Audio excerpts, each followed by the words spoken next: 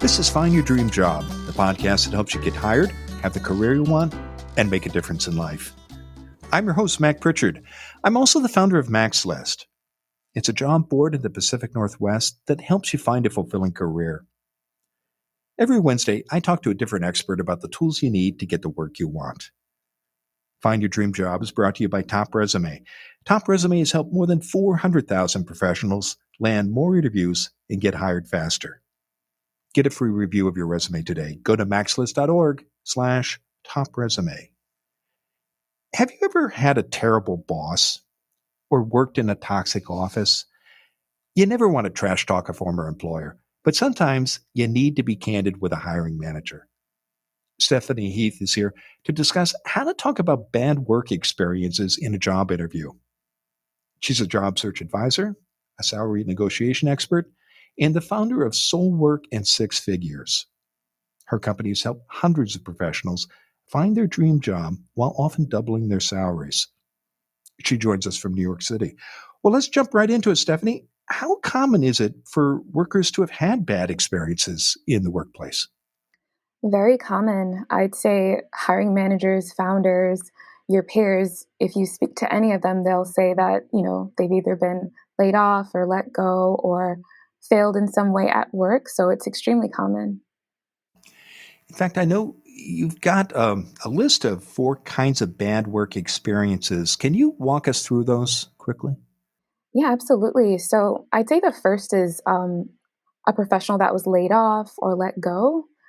The second could be some sort of harassment. We've seen that happen before. Third, most recently, is just someone leaving due to COVID policies or potentially a culture that wasn't inclusive. And then maybe another could just be folks wanting to work in a more hybrid environment or having a company that's still, having just sort of outdated busy work policies, if that makes sense. So those are some common reasons people aren't really comfortable on how to describe when they're on an interview. So, And when someone is looking to make a change and they're getting ready to start a job search, how have you found that those bad experiences can shape their job search? it definitely colors it. I would say that, you're bringing that fear into the interview. And even though you're answering questions, the interviewer can potentially sense that there's something that you're not disclosing.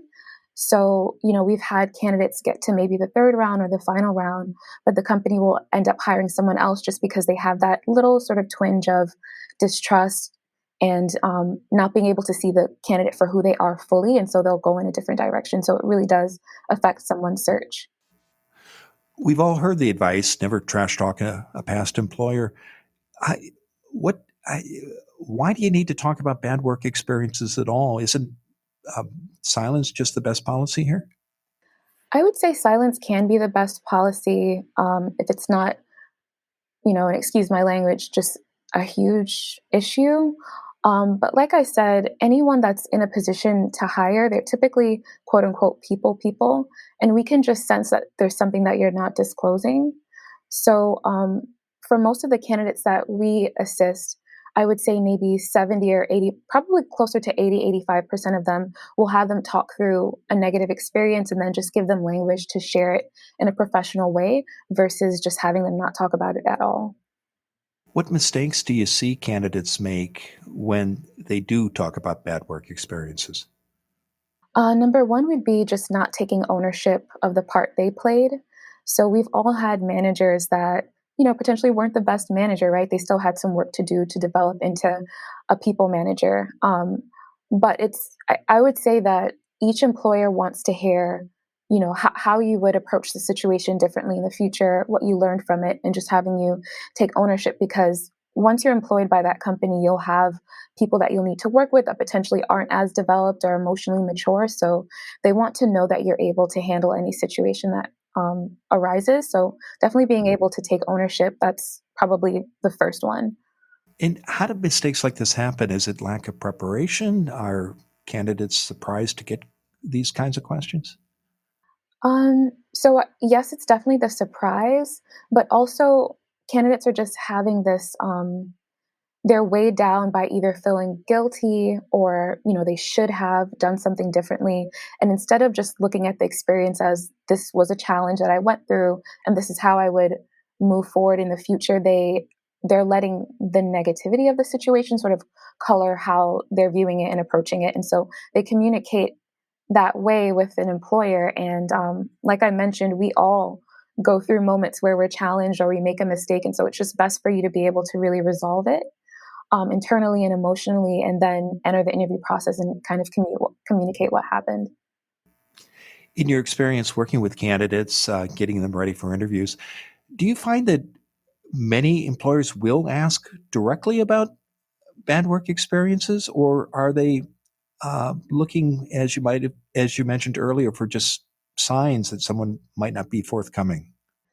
I would say there's maybe one or two key questions that will open up the Pandora's box or just kind of lead into learning more about what happened in the last role. The first one would just be, tell me about your current position. Why are you looking to leave? And then, like I said, when you're describing the role, if you're giving vague answers like, I'm looking for more of a challenge, or yeah, basically, I would say that that's the most common. I'm looking for more of a challenge. A recruiter or a hiring manager or founder will kind of dig into that more. So, tell me about your day to day. What was it like working with your manager? What was a challenging, experience that you had there and you overcame?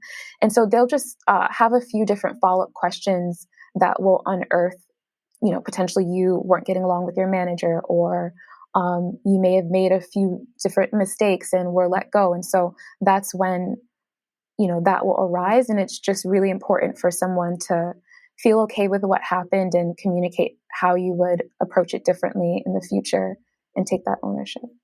What's striking about the point you're making here, Stephanie, is the question that you're sharing is a very common one. Why are you leaving your job? And um, what you mentioned that employers are paying attention to that answer and looking for signs that something might not be right, perhaps by withholding information. Are there other signs uh, that employers are paying attention to when a candidate responds to that question?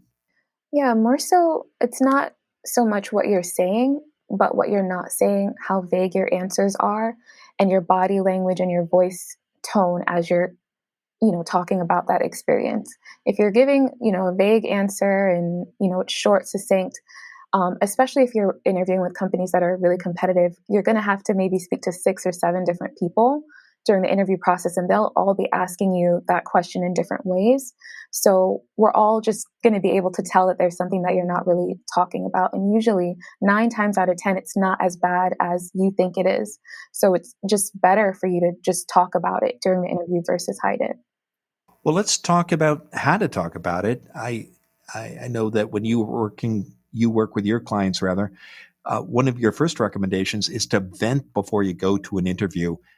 What kind of venting are we talking about, Stephanie?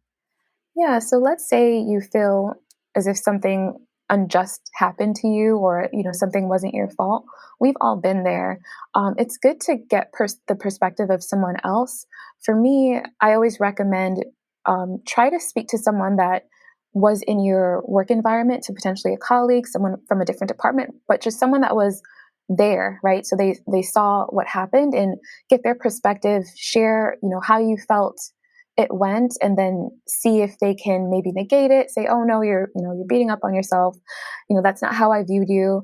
A quick example could be when I was a recruiter. I was let go from one of my positions, and I got coffee with a business partner, someone who was ahead of their department, just to kind of talk through what's happening and maybe get some leads. And I shared how embarrassed I was and just how I felt I should have done a better job. And she was just like, Stephanie, you are the best recruiter I've ever worked with. And I've worked for several different companies. You care so much. And she laid out all of these, aspects of my personality and how I performed at work that I hadn't even thought of. And after that conversation, I immediately switched gears with my next interviews. I was a different person. So just being able to kind of speak to someone that can clarify some things for you.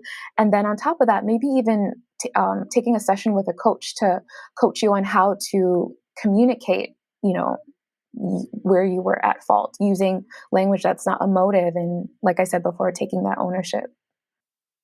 Can venting backfire? Do you find that people sometimes just get stuck in a place of unpleasant feelings?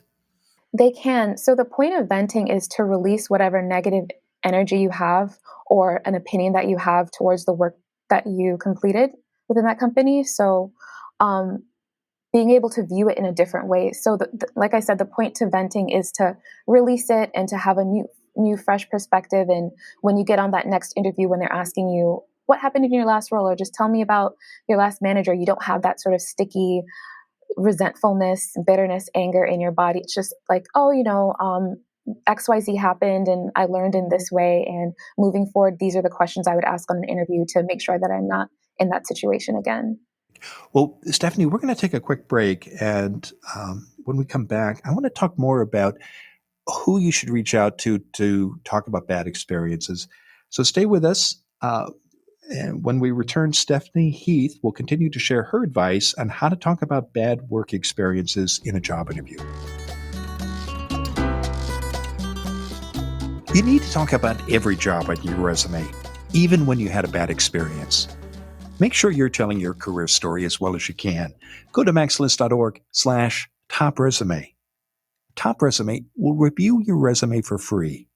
Go to maxlist.org/top resume. Learn how you can make your resume better on your own. Or you can hire Top Resume to do it for you. Go to maxlist.org/top resume. Now, let's get back to the show.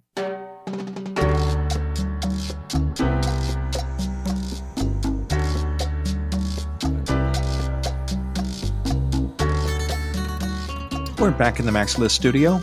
I'm talking with Stephanie Heath. She's a job search advisor, a salary negotiation expert, and the founder of Soul Work and Six Figures. Her company has helped hundreds of professionals find their dream job while often doubling their salaries. She joins us today from New York City. Now, Stephanie, before the break, we're discussing how to talk about bad work experiences in a job interview, and we were talking about venting. And one thing I wanted to explore more is when you're getting ready to discuss a bad work experience in an interview, I know that you recommend that you practice your answer with someone you trust. What kind of practice do you recommend, and how do you find somebody who can help you with this? Yeah. So I recommend switching over or changing some of the motive words you would use to describe what happened into just objective language. And the person that I would suggest that you meet with could be someone that's more senior in your role, a mentor that's not in your industry at all, or a career coach. And then maybe lastly, someone in your at your old company that you could trust that wouldn't share anything with anyone. What kind of questions do you recommend preparing for? Do you have a short list, Stephanie, of say your top three questions that you need to get ready so that when bad work experiences are come up that you know how to use that language that you discussed? Yeah, so I would suggest starting from the tell me about your last role and why are you looking to leave. Those two questions, you would start there and then just mock interview with, like I said, a mentor or a friend, and just have them kind of dig in a little bit. So, tell me about your last role. Oh, I was responsible for XYZ, and I've decided that I'm looking for a new challenge. Okay, what challenges are you looking for that you weren't able to kind of experience at XYZ name? Oh, well, at my current company. And then so you'll kind of do that, have that piggyback sort of mock, and just keep going deeper and deeper into like the crux of the issue. And then making sure that as you're describing, my manager's communication style was a bit different than I expected, or was just a bit different from me, or their expectations were are different than what the job description disclosed. Using that sort of objective, blaming it on the situation versus saying my manager was overly aggressive with me, and my nervous system got shot because of it. So you start there. And in preparing and practicing these answers, do you have recommendations about length of response? Should you just, is it something you just acknowledge briefly and then pivot and turn to another subject? What have you found to be most effective? I think that that's a great strategy. And I'll also just share that when you are interviewing with competitive companies, Goldman Sachs or Meta, you are going to be interviewing with maybe 8 people. And so you can have that strategy of just keeping it more succinct. But just know that likely the story will come out anyway.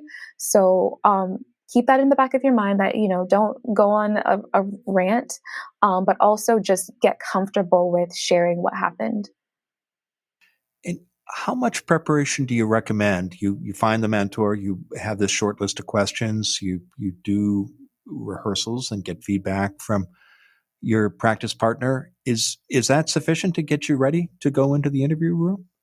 I think so. And I think prior to COVID, for some reason, I don't know why, but prior to COVID, I think the job market was pretty normal. So you could say, I'm ready to enter the job market and maybe take about a week to, rewrite your resume and to write down all of your wins and accomplishments so that you can share those stories during your interview. But now I am advising that people take maybe even a month or 4 weeks before, updating your resume and updating your LinkedIn and starting any applications to really get familiar with your stories, to look at an ideal role, maybe a job description, and have a story or an example to speak to with each bullet point so that, if you're pivoting into a new role or you haven't interviewed for a while, you get rid of those nerves and you know how to communicate your answers. You have that practice and maybe even memorizing, 40% um, of the questions that you expect to be asked.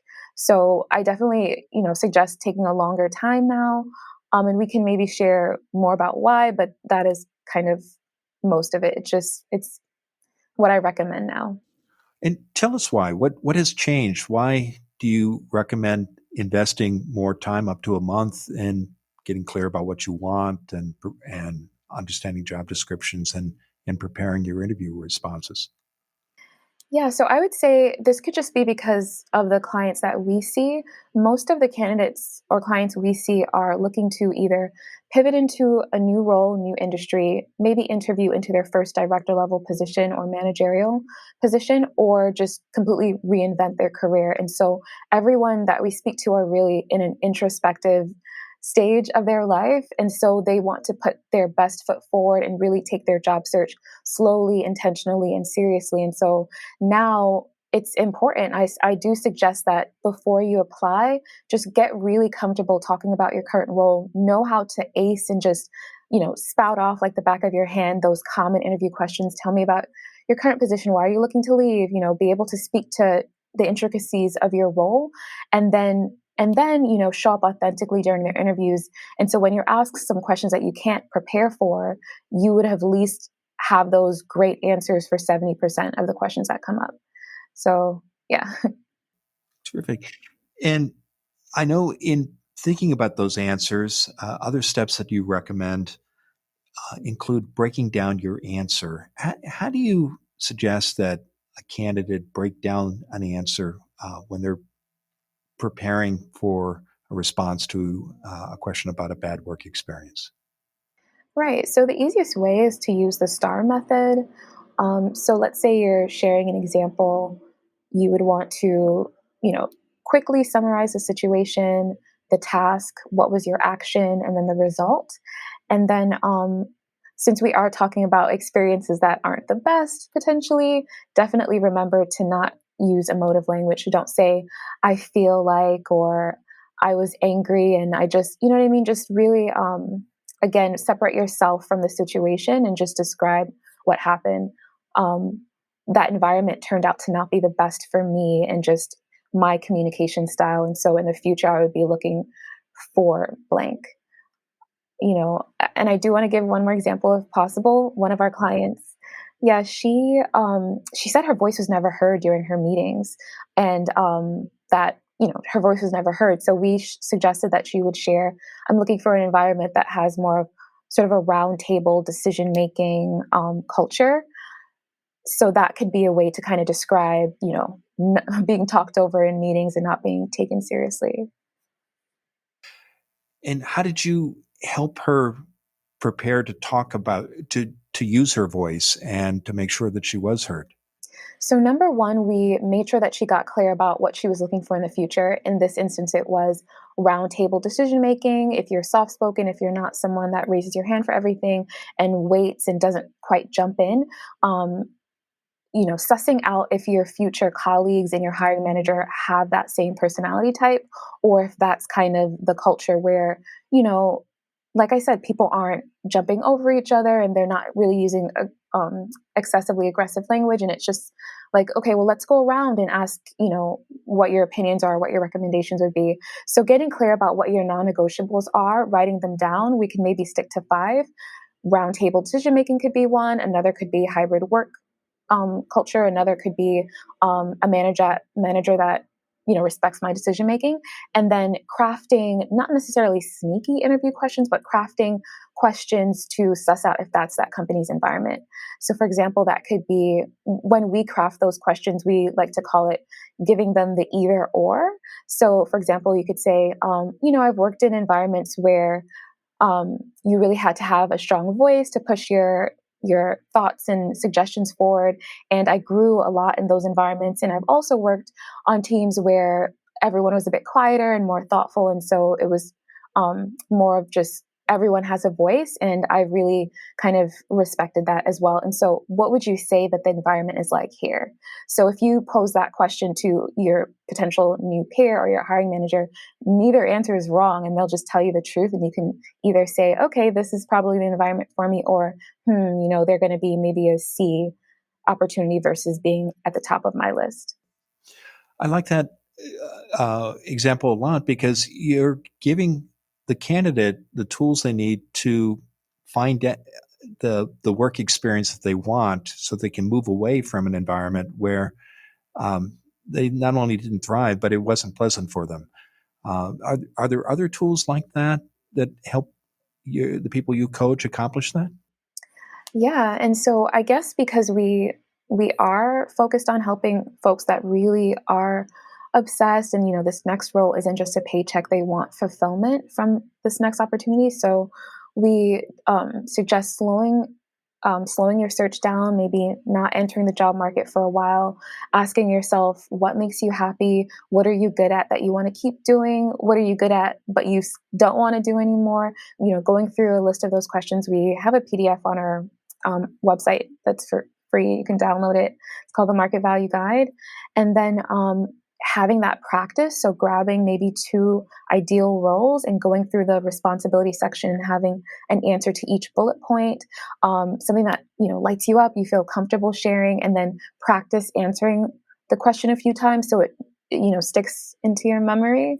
And then not being afraid to ask those sneaky questions on an interview and really tuning into your gut. So, how am I feeling talking to this person? How am I feeling talking to the next person? Am I comfortable with 60% of the people that I've spoken to so far? How are they treating each other? What do I feel throughout this entire experience? You could journal about it so you can keep notes. You can create an Excel doc. So it's like, oh, okay, this is likely matching up with what my ideal role would look like, or it's kind of similar. And then not being afraid to ask certain questions that, in the past, potentially someone would save to the end or just not ask at all, potentially around salary and bonus. And again, really asking for that hybrid work schedule. And then the very last tip would just be to be really brave and comfortable asking for the top of the range, even if it's 30,000 or 40,000 or 50,000 more than what you actually need or want, just so that when they negotiate you down, you're still in a good place, and that sort of experience grows you. Which, yeah. Terrific. Well, Stephanie, it's been a great conversation. Now, tell us what's next for you.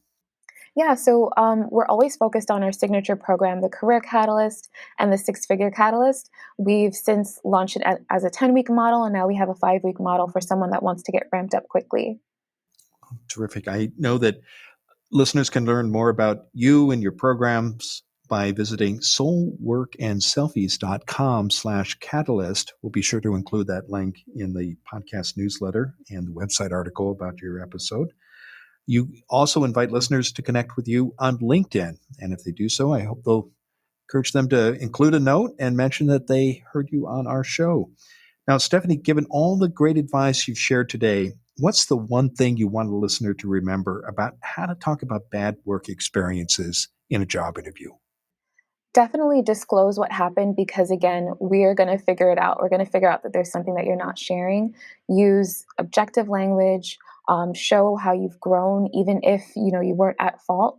Take ownership and stand in your truth. Your ideal role isn't going to pass you by. So each individual interview that you take, don't put too much pressure on it. You'll get there.